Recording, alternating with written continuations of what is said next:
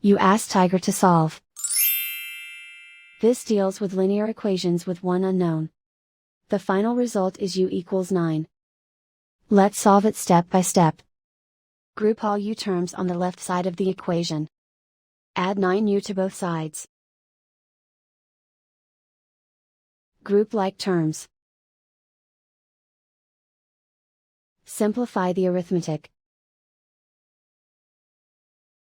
Group like terms. Simplify the arithmetic. Group all constants on the right side of the equation. Add 6 to both sides. Simplify the arithmetic.